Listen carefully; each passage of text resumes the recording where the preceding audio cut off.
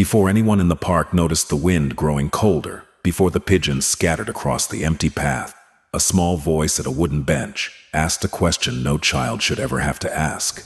Mommy, If we eat today, will we starve tomorrow? The mother froze. But the second question was worse. And if we go back home, will Daddy hit you again? 20 feet away, a man who had built his reputation on fear slowly stopped walking. Because men like him were used to hearing screams, not whispers like that. Even the mafia boss couldn't ignore this. The park sat at the edge of Whitmore Heights, a neighborhood that had once been middle class and was now something quieter, something more tired. The benches were weathered. The paint on the playground equipment had chipped away in patches, revealing rusted iron underneath. A few oak trees still held their leaves, but most had surrendered them to the October wind, and they lay across the path in damp gold clusters that no one had bothered to sweep. It was the kind of park where people came to sit alone, where mothers pushed strollers without looking up, where old men read newspapers they'd already finished. It had a quality of forgetting about it, as if the park itself had been left behind by someone who never came back. Shelby Prewitt had chosen this bench because it was the farthest one from the road. She'd learned over the last 9 days that the farther you sat from the street, the less likely someone was to notice you. And right now, not being noticed was the only form of safety she had left. She was 30 years old. She had brown hair that hadn't been washed in 3 days, tied back with a rubber band she'd found in the pocket of her jacket. Her eyes were the kind of tired that sleep couldn't fix.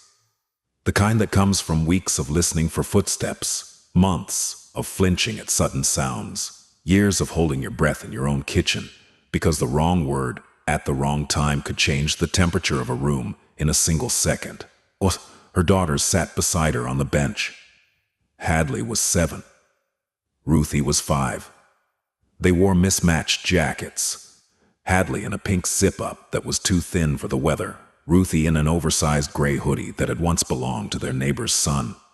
Their shoes were clean but scuffed. Their hair had been braided that morning by Shelby's hands, carefully, gently, the way she always did it, even when her fingers were shaking, because that was the thing about Shelby Prewitt. No matter how badly the world, pressed against her, she braided her daughter's hair every morning. She kissed their foreheads. She told them everything would be okay. And then she turned away and counted the money in her pocket and tried not to cry. Today, the money said $11.40. 9 days ago it had been $112. She'd taken what she could grab from the kitchen drawer the night she left. The night Trent had come home at 11:30, with whiskey still wet on his lips and an anger that had no direction until it found her face. He'd hit her before. That part wasn't new, but that night, he'd done it in front of the girls. Hadley had screamed. Ruthie had stood frozen in the hallway, holding a stuffed rabbit, not blinking, not breathing, just watching, and something inside Shelby had cracked, not broken, cracked, because broken meant you couldn't move. And Shelby had moved. She'd grabbed the emergency bag she kept in the back of the closet, the one with 2 changes of clothes for each girl, her ID, a phone charger, and the small fold of cash she'd been hiding for 3 months. She'd carried Ruthie on her hip and held Hadley's hand and walked out the front door at midnight without shoes on. She hadn't gone back. She hadn't called anyone. Because there was no one to call. Her mother had died when she was 19. Her father had never been in the picture. Trent had spent the last 5 years making sure she had no friends left. No connections. No safety net. That was the architecture of his control. Not just the hitting, but the isolation. The slow removal of every person who might have told her she deserved more. And now she was sitting on a bench in a public park, feeding her daughters gas station rice, pretending this was a picnic. "Is this a restaurant?" Ruthie asked, looking at the styrofoam container with serious eyes. Shelby forced a smile. "It's better than a restaurant. It's a park picnic." Hadley didn't smile. She looked at her mother with the kind of stillness that made Shelby's chest ache. Because Hadley understood more than a 7-year-old should. She understood that picnics didn't happen on cold Tuesday afternoons. She understood that restaurants didn't come in gas station containers. She understood that her mother had been sleeping, sitting up for the last 4 nights because the back seat of the car didn't recline far enough. They ate slowly, not because they weren't hungry, they were starving, but because both girls had learned, somewhere in the last 9 days, that eating slowly meant the food lasted longer, and lasting longer meant Mommy didn't look so scared. Ruthie chewed a small bite of rice and stared at the pigeons walking along the path. Hadley moved the beans around the container with her fork, arranging them into a little circle like she was building a wall around the last few bites. And then Hadley looked up. "Mommy, if we eat today, will we starve tomorrow?" Shelby's fork stopped. The air between them changed. It became heavier, like the sky had lowered itself a few inches closer to the earth. She opened her mouth to say something. Something comforting, something automatic, something a mother is supposed to say when her child asks a question that belongs in a world no child should live in. But before she could speak, Ruthie asked the second question. "And if we go back home, will Daddy hit you again?" Ruthie didn't say it the way an adult would have. She said it simply, as if she were asking about the weather, as if violence were just another thing that happened, like rain, like cold, like running out of food. And that was what made it unbearable, not the words themselves, but the way Ruthie had already learned to say them without flinching. Shelby pulled both girls closer. She didn't answer. She just held them and pressed her lips against the top of Hadley's head and closed her eyes and tried to keep her breathing steady. 20 feet behind them, Grady Ashworth had stopped walking. Grady didn't sit down right away. He stood near a tree just off the gravel path, his hands in the pockets of his dark coat, his face turned slightly toward the bench where the woman and her daughters were sitting. He was not the kind of man people described with gentle words. He was 6'1", broad across the shoulders, with a jaw that looked like it had been set in concrete. His eyes were gray-green and had the flat quality of a man who had learned, very early in life, not to show what he felt. His hair was dark, cut short, and there was a thin scar along the base of his left ear that most people never noticed. Because most people didn't look at Grady Ashworth long enough to see it. He ran an organization that operated across 3 counties. He employed over 200 men. He had lawyers on retainer, judges who returned his calls, and a reputation that preceded him the way thunder precedes lightning. By the time you heard it, something had already struck. But Grady had not always been this. Once, he had been a boy named Grady who hid behind a couch while his father broke things. Once, he had been a child who knew what it meant to eat slowly because there wasn't enough. Once, he had been 7 years old, standing in the doorway of a kitchen in Decatur, Georgia, watching his mother hold a bag of frozen peas against her own face and whisper, "Don't tell anyone, baby, we're fine." He had not thought about that kitchen in years. But standing in this park, listening to a 5-year-old ask her mother whether her father would hit her again, the memory came back with a force that nearly took his breath. He stood there for a long time. He watched the woman pull her daughters close. He watched the way her shoulders curved inward as if she were trying to make herself small enough to disappear. He watched the way the older girl kept looking around the park, not the way children look at things, with wonder or curiosity, but the way soldiers look at things, scanning, calculating, watching for danger, and Grady recognized that look. Because he had worn it himself, he reached into his coat pocket and pulled out his phone. He texted one word to a man named Sullivan, who had worked with him for 12 years and never once asked a question that wasn't necessary. "Stay close." Then he put the phone away, and he sat down on a bench across the path. Shelby saw him. She noticed him the way she noticed every man now, with the quick, involuntary scan of a woman who had been trained by violence to assess threat in a single glance. His size, his posture, the way he sat with his arms resting on his knees, looking straight ahead. She pulled the girls a fraction closer, but the man didn't look at her. He didn't speak. He sat on his bench like a man who had been there for hours, watching the pigeons, watching the leaves, And so Shelby turned her attention back to the only thing that mattered. "Listen to me," she whispered to her daughters. "We are going to be okay. Do you hear me? We are going to be okay." Hadley looked at her with those two old eyes. "You said that yesterday, and I'll say it tomorrow, and the day after that. Are we going back to the car tonight?" Shelby swallowed. "Maybe, or maybe we'll find somewhere warmer. Are we going to a hotel? Hotels cost money, baby." Hadley was quiet for a moment. Then she said, "I don't need a bed.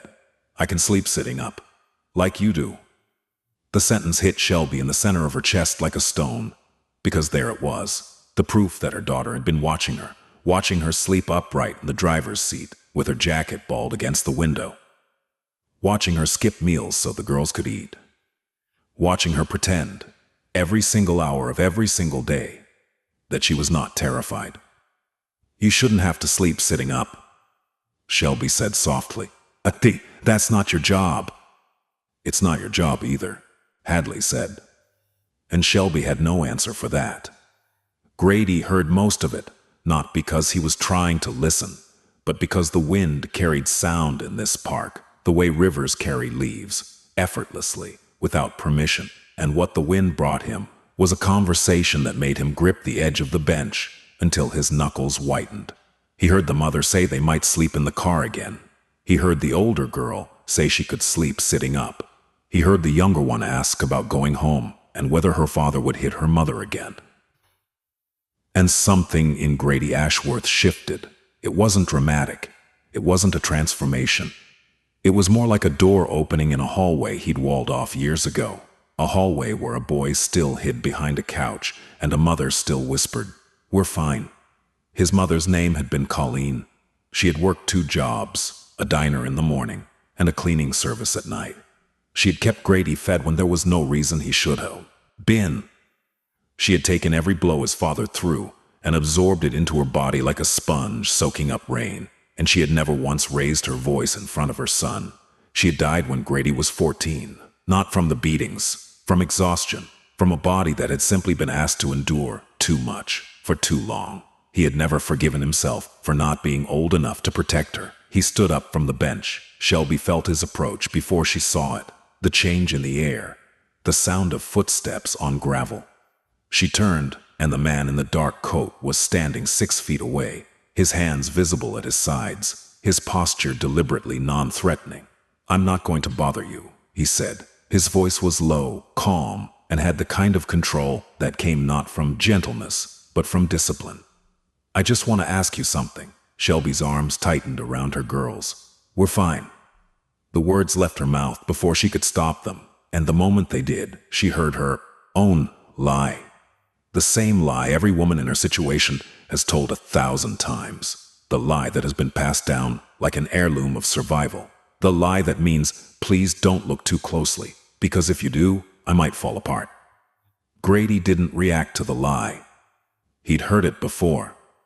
From his own mother, in the same voice. "Your girls look cold," he said. "They're fine. The little one's jacket is too big. She keeps pulling the sleeves up so her hands can hold the fork." Shelby blinked. She hadn't noticed that. But Ruthie was, in fact, struggling with the sleeves of the oversized hoodie, pushing them back every few seconds so she could eat. "There's a diner 2 blocks east of here," Grady said. "Callahan's. They serve hot food. Real food. I'd like to buy your girls a meal." "We don't need—" "I know you don't need it. I'm asking if you'll accept it." The distinction mattered. Shelby heard it. The difference between someone telling you what you need and someone asking what you'll allow. It was a language she hadn't heard in 5 years. "Why?" she asked. Grady looked at the 2 girls on the bench. Hadley was staring at him with that same scanning expression. Cautious, measuring, ready to move. Ruthie was looking at a pigeon. "Because I asked my mother the same kind of question once," Grady said. And nobody stopped. The silence that followed was the kind that changes the direction of a conversation. It was the kind that tells you something true has been said, not performed, not rehearsed, but pulled from a place that doesn't open easily. Shelby studied his face. She had become an expert in reading men, in reading the difference between the ones who offered help and the ones who offered conditions, in reading mouths for cruelty and eyes for danger. She didn't find either in his face. She found something worse. She found recognition. "Okay," she whispered. Callahan's Diner sat on the corner of Whitmore and 7th, a small brick building with foggy windows and a bell above the door that rang when you walked in. The kind of place where the waitress called everyone "Hon," and the coffee was always hot and slightly too strong. Grady walked ahead of them. Not beside them, not behind them.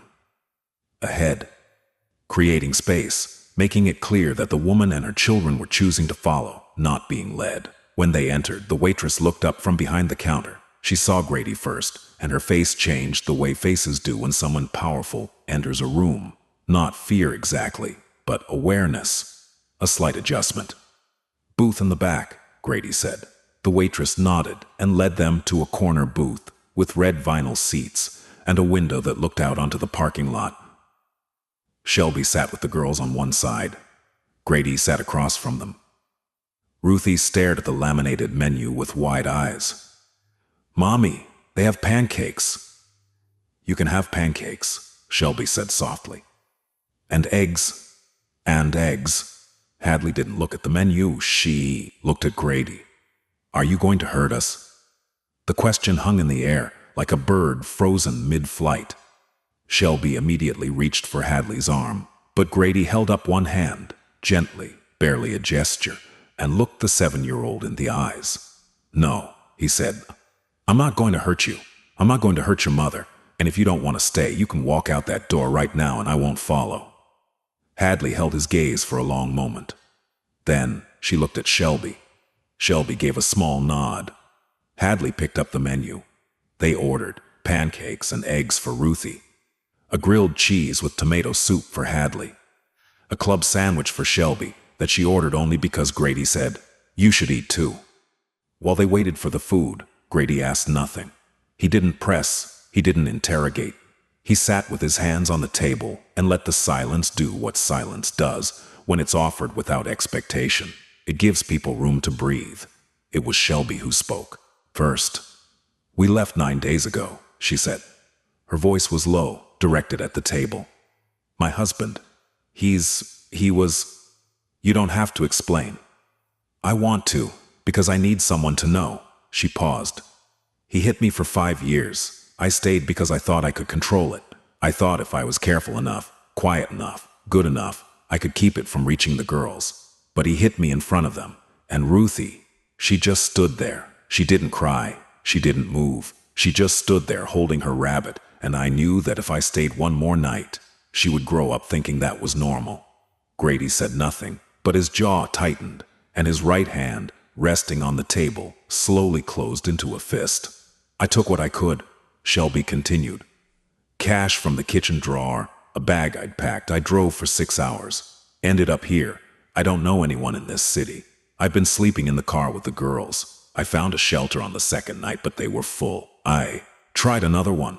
They had a wait list. I've been buying the cheapest food I can find and trying to make it last." She stopped. She looked at the window, and then she said the part she hadn't told anyone. "He called the police, Trent. He told them I kidnapped the girls. He told them I'm mentally unstable. He filed a report. There's an alert. Child Protective Services is looking for me." Her voice cracked. "If they find me, they'll take my girls. They'll send them back to him, and he won't hurt them. Not yet. But they'll grow up in that house, with that man. And they'll learn what I learned. That love looks like control, and kindness comes with conditions." She wiped her eyes with the back of her hand. "I have $11 left. I don't have a lawyer. I don't have family. I don't have a plan. I just have them." She looked at Hadley and Ruthie. Hadley was drawing on the paper placemat with a crayon the waitress had left.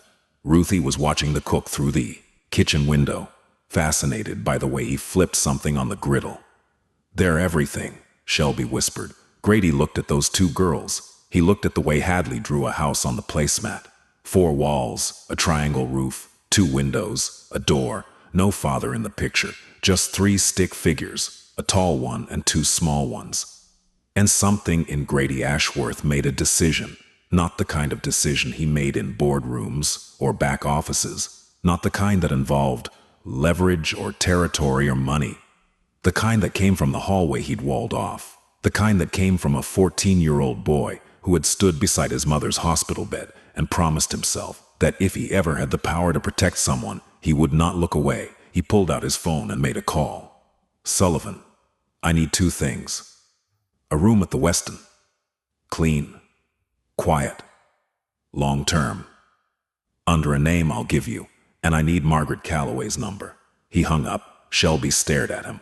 "Who's Margaret Calloway?" "She's a family attorney, one of the best in the state.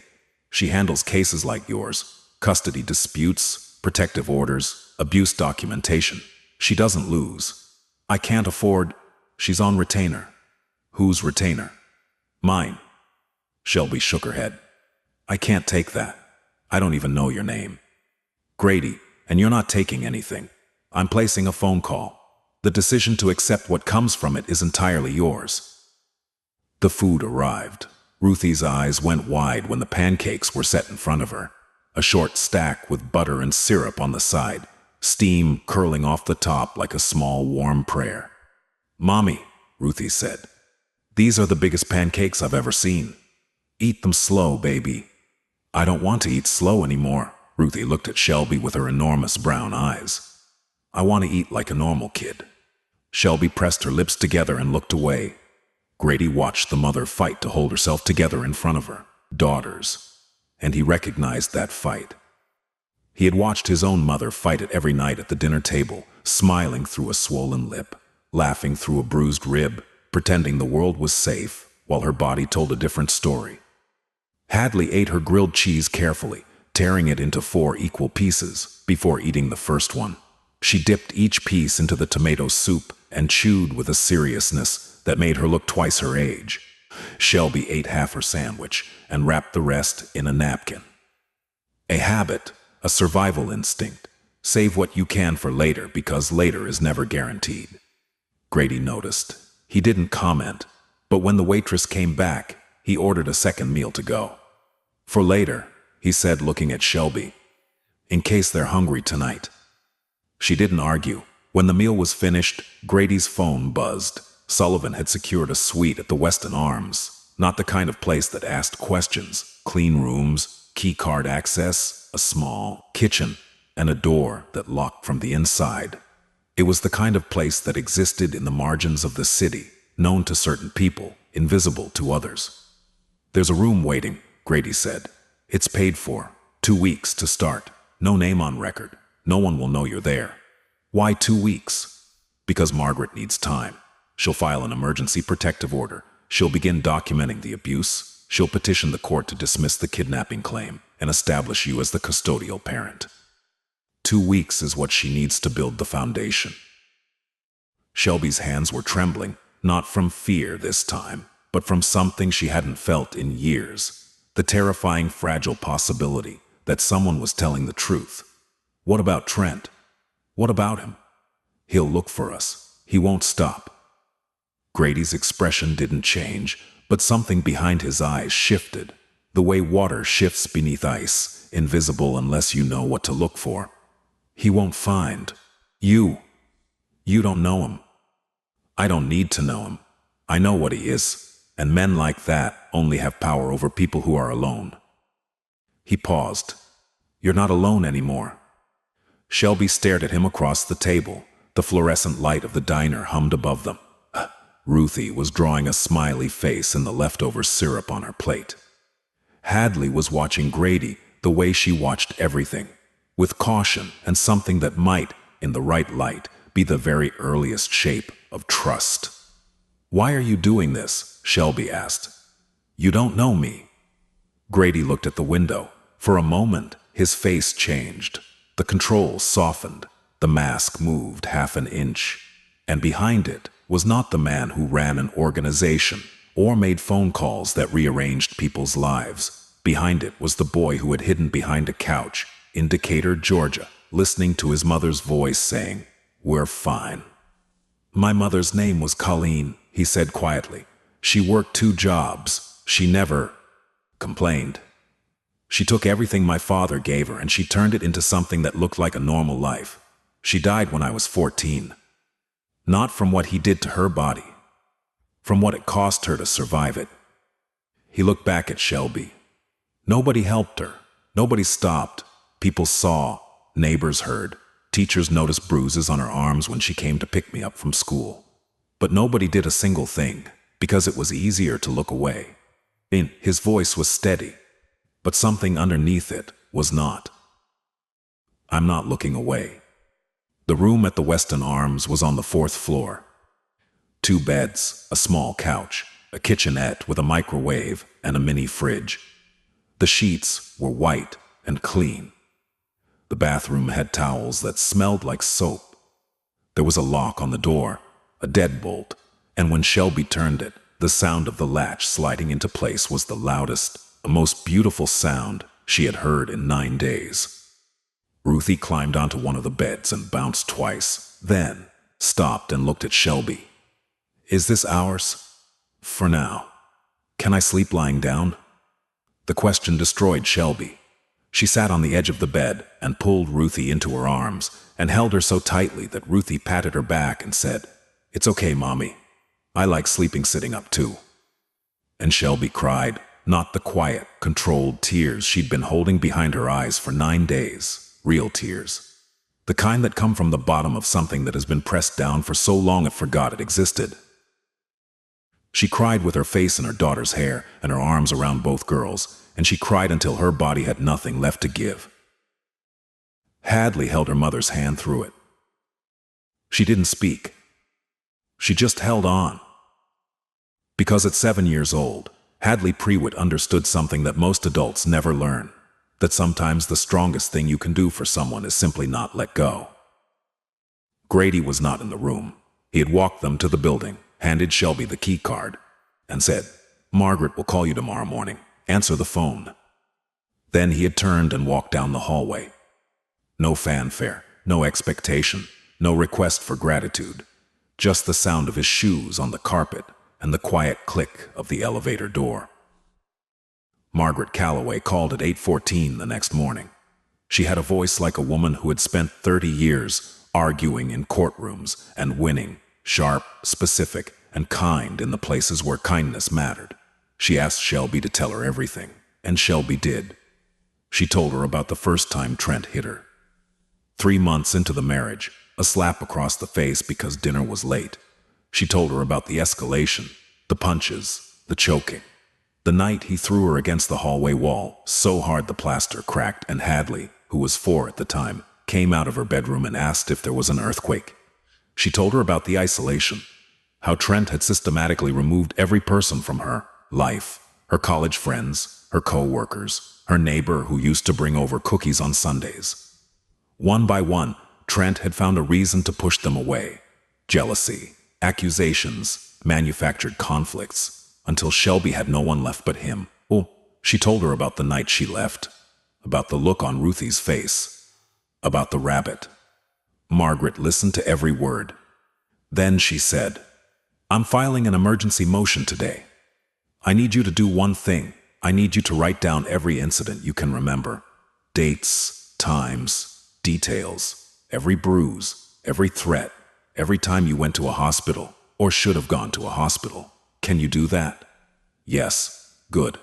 I'm also contacting a domestic violence advocacy group that will assign you a caseworker.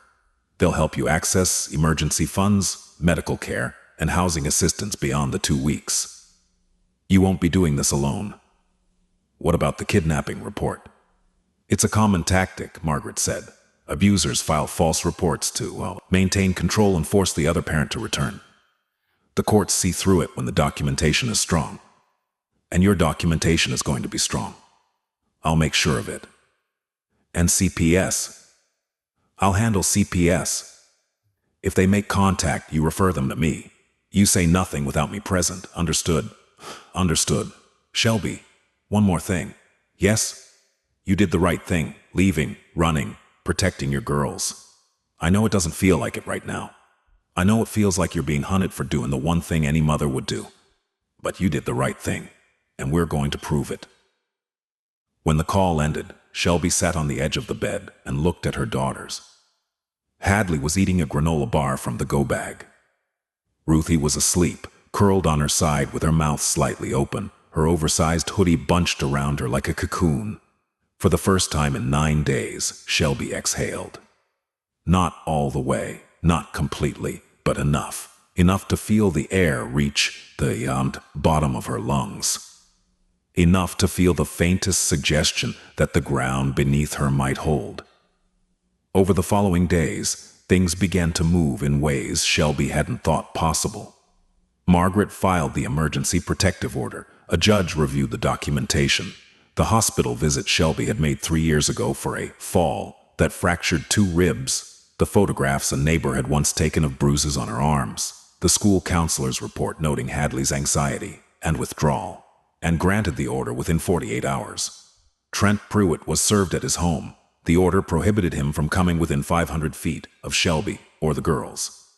The kidnapping report was flagged for investigation, and when detectives reviewed the timeline, the midnight departure, the lack of any prior custody dispute, the hospital records, the counselor's notes, they quietly moved the case to the bottom of the pile and opened a new file, one with Trent's name on it. Margaret arranged a meeting with CPS. She sat beside Shelby in a small conference room while a caseworker named Dennis reviewed the documentation. Dennis was a quiet man with reading glasses and a folder full of forms. He looked at the evidence. He looked at Shelby. He looked at the 2 girls sitting in the waiting room outside, drawing with crayons on the backs of old intake forms. "Mrs. Pruitt," he said, "based on what I've reviewed, I see no indication that these children are at risk in your care. I see every indication that they were at risk in the home they left." He closed the folder. "The alert has been rescinded." Shelby put her hands over her face and sobbed. Grady did not visit the Weston Arms. He did not call Shelby. He did not insert himself into the process Margaret was managing. He understood, perhaps better than anyone, that protection did not mean presence. That sometimes the most powerful thing you could do for someone was to set the machinery in motion and then step back. But he kept watch. Sullivan reported to him daily. The room was secure. The woman and her children were safe. Margaret's filings were progressing. The husband had been served and had reportedly thrown a chair through his kitchen window when he read the order. Grady received that last piece of information without expression. Then he made another call. This one was shorter, and the man on the other end understood, without being told explicitly, that Trent Pruitt's name had been noted, that certain boundaries had been drawn, and that crossing them would be inadvisable in ways that no legal document could adequately describe. It was not a threat. Grady didn't make threats. Threats were for men who needed to announce their power. Grady simply made sure that the appropriate people understood the situation, and the situation understood itself. 2 weeks after the night in the park, Shelby and the girls moved into a small apartment on the west side of the city. It was a 1-bedroom with a window that looked out onto a courtyard with a single maple tree. The rent was covered for 6 months through an emergency assistance fund Margaret had connected her to. A domestic violence organization had provided furniture, a bed, a couch, a small table with 3 chairs. A volunteer had dropped off a box of kitchen supplies, a bag of groceries, and a stuffed bear for Ruthie that was almost as big as she was. Hadley walked into the apartment and stood in the center of the living room and turned in a slow circle, looking at everything. "Is this ours?" she asked. "Yes," Shelby said. "For real?" "For real." Hadley looked at the door, at the lock, at the deadbolt. "Can we lock it?" "We can always lock it." Hadley walked to the door and turned the deadbolt herself. She stood there for a moment with her hand on the metal, feeling the weight of it, the solidity. Then she turned around and, for the first time in weeks, she smiled. Not the cautious, managed smile of a child who knows better. A real smile. The kind that starts at the mouth and travels to the eyes, and doesn't stop until it reaches somewhere deep inside the chest, where trust lives, or where trust begins to rebuild. Ruthie found her room, or their room, the single bedroom that would hold 2 small beds once they arrived. and declared it the biggest room in the whole world, even though it was barely 12 feet across. "Can I put stickers on the wall?" Ruthie asked. "You can put anything you want on the wall." Ruthie looked at Shelby with an expression of pure, uncomplicated joy. The kind of joy that only exists in children who have been given something so simple and so enormous that they don't yet have the language to name it. Safety. That was the word. But Ruthie didn't know it yet. She just knew that the door locked and the bed was soft, and her mother was sitting on the couch without looking over her shoulder. 3 months later, on a January afternoon, so cold the windows of Callahan's diner had fogged over from the inside, Shelby walked through the door with both girls. They were dressed warmly now. Proper jackets, proper shoes. Oh wait, Hadley had a purple backpack slung over one shoulder. She'd started 2nd grade at a school 3 blocks from the apartment. Ruthie had a drawing rolled up in her hand, the edges curling from being carried too tightly. The diner was the same. The bell rang. The waitress said, "Hun." The coffee was too strong. They sat in the same booth. Red vinyl. Window to the parking lot. Shelby ordered pancakes for Ruthie. Grilled cheese and tomato soup for Hadley. A club sandwich for herself that she ate all of, this time, without wrapping the second half in a napkin. Hadley looked up from her soup. "Mom, can we come here every Tuesday?" "If you want." "I want." Ruthie held up her drawing. It was a picture of 3 people standing in front of a building with a tree. The tallest figure had brown hair. The 2 smaller figures had braids. Above them, in shaky purple crayon, Ruthie had written a single word. Home. Shelby looked at that word and felt something inside her chest that had been clenched for 5 years, maybe longer, finally, slowly, carefully begin to open. She pressed the drawing to her heart and closed her eyes. Behind her, through the fogged window, a dark car idled at the edge of the parking lot. Inside it, a man in a wool coat looked at the diner for a long moment. He could see, through the blurred glass, the shapes of a woman and 2 small girls in a corner booth. He could see the older girl dipping something into soup. He could see the younger one holding up a piece of paper. He couldn't see what the paper said, but something about the way the mother held it against her chest told him everything he needed to know. Grady Ashworth put the car in drive, and for the first time in 20 years, the boy behind the wall, the one who had hidden behind the couch, who had listened to his mother whisper, "We're fine," who had promised himself he would never look away, finally felt the weight of that promise lift. Not because the world had changed, but because in one small corner of it, he hadn't looked away. He drove into the gray winter light and did not look back. Because looking back was for people who doubted what they'd done, and Grady had no doubts. Not about this. The bell above the diner door rang again as someone walked in. Cold air swept across the floor. Ruthie looked up from her pancakes and smiled at no one in particular. And somewhere in a small apartment on the west side of the city, a deadbolt waited faithfully in its locked position, holding the door shut against a world that had once been too dangerous to live in. But not anymore. Not for them. Not today. Not today. Not today.